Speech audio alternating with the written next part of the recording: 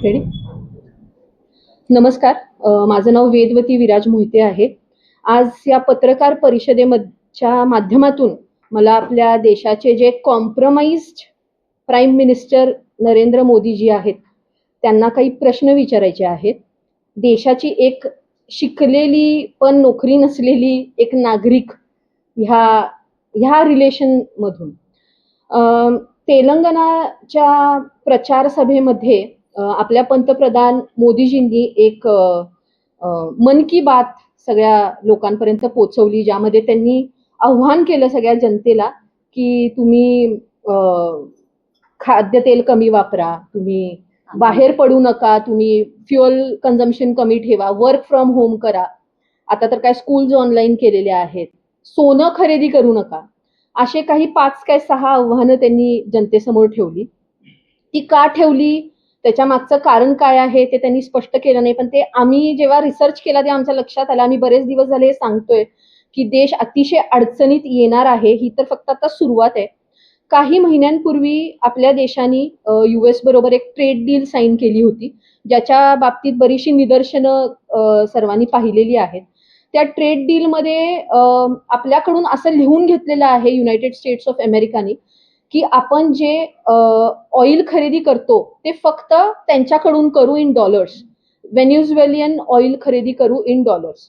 आतापर्यंत आपण Iran, Russia यांच्याकडून खरेदी करत होतो आपल्या रुपयामध्ये, पण आता गोइंग फॉरवर्ड आपण फक्त डॉलर्समध्ये ती खरेदी करू.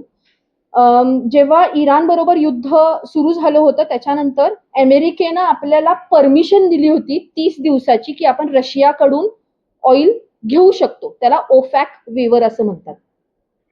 तर आता हे जे त्यांनी वक्तव्य केलेलं आहे मोदीजींनी, ते अशा वेळेला केलेलं आहे की त्यांना माहिती आहे की 16 मेला हा वेवरचा पिरियड संपणार आहे आणि 16 मे नंतर आपल्याला कोणतंही एक्सटेन्शन त्यांनी दिलेलं नाहीये. म्हणजे तुम्ही विचार करा, आपण ह्या जगातली तिसरी मोठी अर्थसत्ता आपण स्वतःला घोषित करतो, पण आपल्याला त्यांच्याकडनं परमिशन घ्यावी लागणार आहे की आम्हाला ऑइल खरेदी त्यांच्याकडनं करता येईल का नाही, आणि त्यांनी आपल्याला ते एक्सटेन्शन दिलेलं नाहीये. तर ह्याचा अर्थ काय आहे की ह्या सरकारनं आपल्याला आपले निर्णय घ्यायसाठी बंधन घालून घेतलेलं आहे. म्हणजे म्हणूनच आपण म्हणतो की हे जे प्राईम मिनिस्टर आहेत हे कॉम्प्रोमाइज, क्लूलेस, विश्वगुरु जे स्वतःला म्हणतात, पण जुमलाबाज, म्हणजे असं प्रचार सभेत यायचं आणि लोकांना इमोशनल आव्हानं करायची आणि गंडवायचं, असं माझा स्पष्ट आरोप त्यांच्यावर आज आहे. मागच्या 12 वर्षामध्ये आपण हे सरकार पाहतो, जेव्हा पेट्रोलियमचा विषय येतो त्यामध्ये सरकार एक प्रकारचं नियोजन करत असतं, त्याला आपण म्हणतो स्ट्रॅटेजिक पेट्रोलियम रिझर्व्ह, SPR. त्याचा अर्थ असा आहे की सरकारने काही दिवसांसाठी म्हणजे काही पुढचे दिवस आपली इकॉनॉमी जर का आपलं सप्लाय बंद झाला तर इकॉनॉमी सुरळीत सुरू राहावी यासाठी केलेला तो रिझर्व्ह असतो. तर हा रिझर्व्ह जो आहे, जो UPA सरकारच्या वेळेला 5.3 मिलियन मेट्रिक टन्स असा होता, 5.3 मिलियन मेट्रिक टन्स, तो तसाच आहे. मग मागच्या 12 वर्षामध्ये ह्या एवढ्या सुंदर, जे आपण म्हणतो एवढा विचार आणि एवढा पॉप्युलर जो पक्ष आहे, जो हे सरकार चालवत आहे, त्यांनी काय केलं, त्यांचं काय धोरण होतं?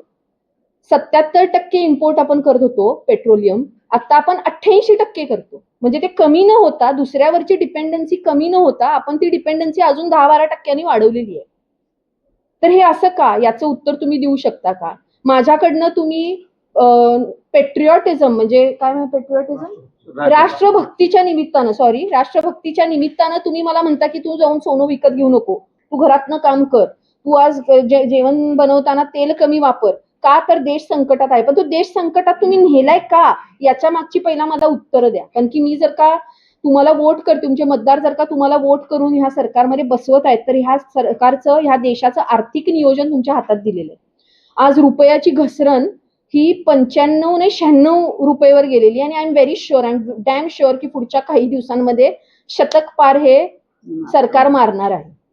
मग अशा कंडिशनमध्ये आणि काय निर्बंध तुम्ही आमच्यावर आणणार आहात, की आणि काही निर्बंध आणायच्या आधीची ही घंटा तुम्ही वाजवलेली आहे आमच्या पुढे, याचं तुम्ही उत्तर द्या.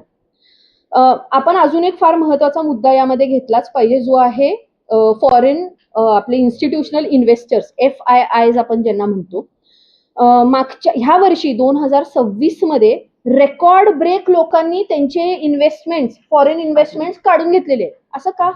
म्हणजे ठीक आहे, चला आम्हाला काँग्रेस पक्षाला तुमच्यावर कधी विश्वास नाहीच आहे, मान्य आहे, पण जे बाहेरून तुमच्या स्टॉक मार्केट्समध्ये इन्व्हेस्ट करत आहेत त्यांचा का तुमच्यावरचा विश्वास उडून गेलेला आहे? याचं तुम्ही उत्तर देऊ शकता का? याचं तुम्ही उत्तर आम्हाला द्यायला पाहिजे. आता रुपया जो घसरत आहे तो रुपया घसरू नये यासाठी जवळजवळ सरकारने $130 बिलियन खर्च केलेले आहेत. RBIने $130 बिलियन मोठा आकडा आहे. आणि आता ह्या सरकारला कळून चुकलेलं आहे की आपल्या हातात गोष्टी राहिलेल्या नाहीत, आपल्या हातात ह्या गोष्टी निसटून गेलेल्या आहेत, आपल्याकडं ते डिसिजन पॉवर राहिलेलं नाही, डिसिजन पॉवर वॉशिंग्टन DC मध्ये बसलेला आहे. त्यामुळंच त्यांनी आपल्याला हे आव्हान केलेलं आहे. मला असं वाटतं ह्या सरकारनं आपली तिजोरी पण आणि आपलं पत पण या पूर्ण जगामध्ये कमी केलेली आहे.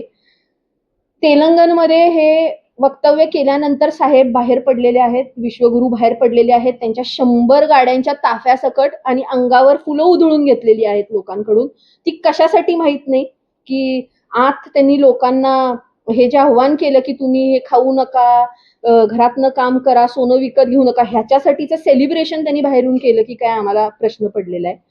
सरकारला धड पैसा मॅनेज करता आलेला नाही, फॉरेक्स मॅनेज करता आलेलं नाहीये. त्यांना डिप्लोमसी म्हणजे जे आपण म्हणतो धोरणं, जगाबरोबरचे आपले काही डिप्लोमॅटिक रिलेशनशिप्स आहेत ते मेंटेन करता आले नाहीत. सगळीकडं आजूबाजूच्या सगळ्या सराउंडिंग आपल्या ज्या कंट्रीज आहेत त्यांना सगळ्यांना त्यांनी शत्रू बनवून ठेवलेला आहे. आणि परत मी तुम्हाला जसं म्हणलं की पेट्रोलचा साठा त्यांना वाढवता आलेला नाहीये.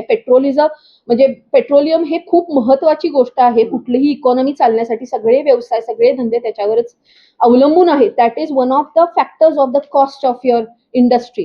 जर का ते तुम्हाला व्यवस्थित मेंटेन करता आलं नाही तर तुम्ही आम्हाला पॅट्रिओटिझम, नॅशनल पॅट्रिओटिझमच्या आधारे तुम्ही आमच्याकडनं काही मागू शकत नाही, जनतेकडून काही मागू शकत नाही. तुम्ही तुमचं फेल्युअर एक्सेप्ट केलं पाहिजे. आणि हे सरकार, अगदी शेवटी मला हेच म्हणायचं की हे सरकार इव्हेंट मॅनेजमेंट करण्यात 1 नंबर आहे, पण आर्थिक मॅनेजमेंट करण्यात 0 आहे. त्यामुळं माझं तुम्हाला सर्वांना आव्हान आहे की आपण हे प्रश्न जे आम्ही विचारतो हे त्यांच्यापर्यंत पोचवा. आणि अशी अपेक्षा करतो की असंच एखाद्या प्रचार सभेमध्ये साहेब नरेंद्र मोदी आमच्या ह्या प्रश्नांची उत्तरं देतील आणि लोकांपर्यंत खरंच सत्य पोचवतील. धन्यवाद.